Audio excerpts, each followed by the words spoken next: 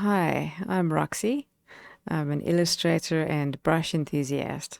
Anticipating Inktober, which starts in a few days' time, I've put together a comic inking brush set for Rebelle, and I'll be giving this pack away for free until the 4th of October.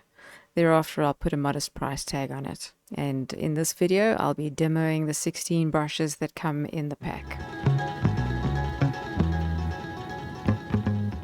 I'll start off with some quick download and installation instructions, and then we can get into the demo afterwards. So you can grab the brush pack from either Gumroad or Cubebeush. If you're looking at this before 4 October, then just put a 0 in the price field and click to get it. If you feel like being generous and putting another number in there, just know that I appreciate every dollar, and it goes a long way. If you're seeing this after 4 October, then you'll need to pay a minimum of $2 to get it. So once you've completed the transaction and you've downloaded the zip file, you'll need to unzip it somewhere on your computer, and you'll end up with a folder called Roxy Comic Inking Brushes for Rebelle. And within that folder, you'll have some text instructions, a preview file, and a pencil subfolder where the actual brush presets are. So open up your Rebelle.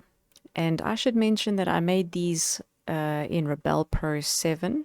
I assume that they're backwards compatible, but I haven't tested, so feedback is appreciated. Anyway, so you head on over to the pencils category. I'm going to suggest creating a new group so that you keep them separate from the default brushes.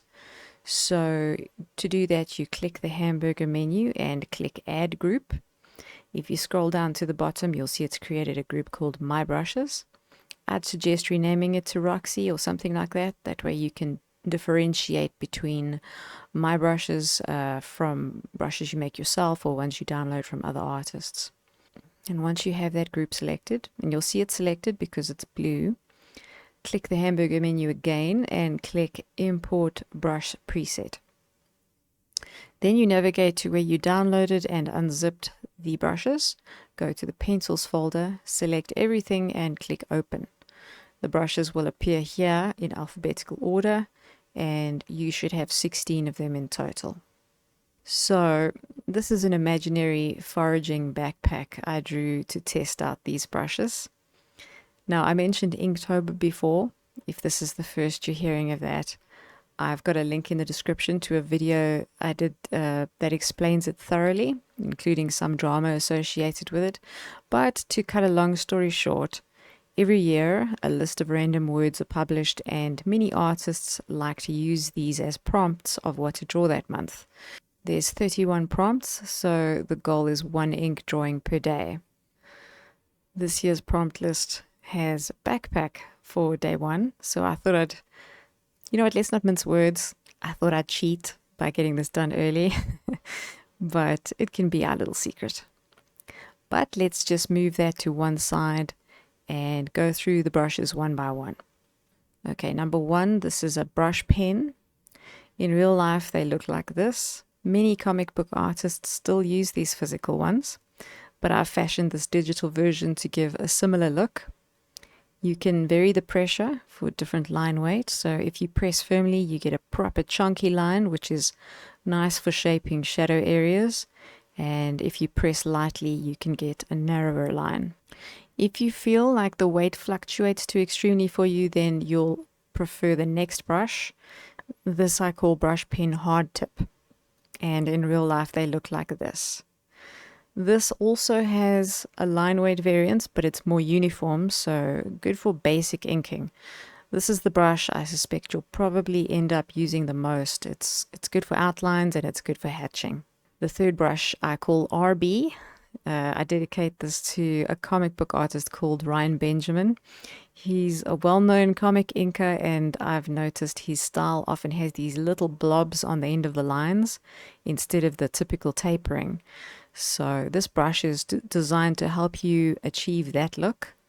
And I did this by reversing the pressure curve. So if you press lightly, which is typical to do at the start and the end of a stroke, the line is thicker.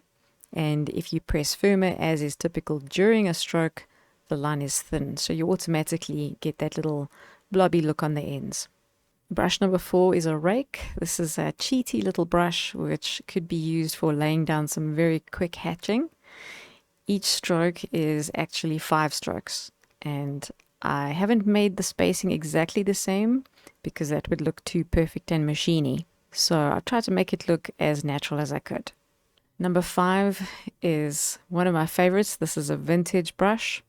The vintage brush feels very similar to the brush pen, but it has a noise to it that gives it that old newsprint quality. Most of the backpack was inked with this brush, but it's also pretty great for color. Here's a super sketchy beer bottle using this brush, and at the end I'll show you a demo where I also use some color. Number 6 is vintage block. This vintage block is for filling big areas with that same vintage texture the previous brush had. I like it for creating a background block. You'll find one of the sides has this grungy little hair sticking out of it, so I like to have that on the outside of my block. Number 7 is vintage swirl. I feel like this is fun for freehand text. Those of you that are into calligraphy can probably make something really beautiful with this. I'm not, but it makes me feel as if I am, so I feel like it's a cool brush to have. The next 3 brushes are all similar to the brush pen hard tip in terms of line thickness. They're all thinnish with a slight taper on the ends, but they all have a unique look. Number 8, grunge. As you can see, the grunge gives the impression that the paper you're inking on has a rough toothiness to it, with a slight absorbency so that the ink bleeds and the edges aren't smooth. Number 9, Bleedy, creates uneven blobs of ink, and like the grunge one, it could be useful for creating a rough texture in your drawing. Number 10 is the slash brush. The slash brush brings to mind comic books where some beast or something with claws like Wolverine slashes something up. As you can see, it looks indented or cut in.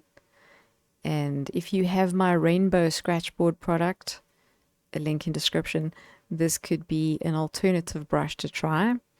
Here's the brush that came with this product, and here's our slash brush compared. So just another option for that. Number 11, I've named Japan because it gives me that hand-drawn kanji vibe. So if you like that aesthetic, hopefully this brush comes in useful. Obviously nowadays some random person will get upset on behalf of the Japanese and accuse you of appropriating their culture. So moving on quickly. The next 4 brushes are really visual effects brushes. Number 12 I call fur. It could be used for fur or laying down a lot of chaos quickly. Number 13 can be used to cheat in some quick grass.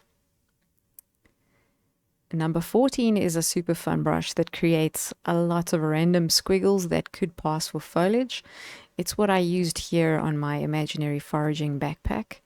This is supposed to be rosemary, this is supposed to be mandrake root, and this, I don't know, but it looks legit, so that's all that matters. Number 15 is the dust brush, and it's nice for explosion detritus, like this type of thing. I also used it for the floor. You can just warp it into perspective with the skew tool, and looks legit. Lastly, we've got our Benday brush, and this is for producing halftone areas like you get in classic comic books.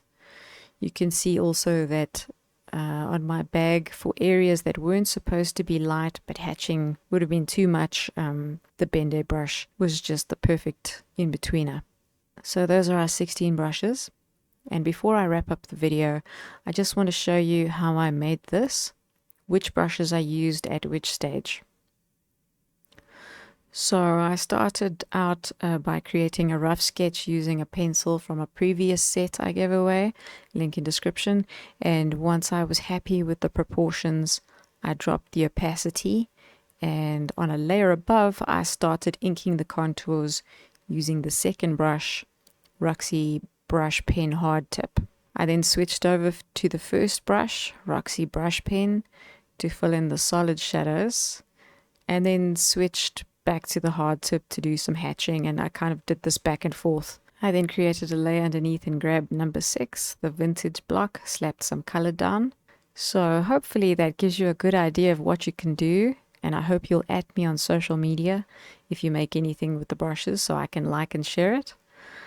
I should mention that I do these limited time freebies fairly often as a way to say thank you to my YouTube subscribers.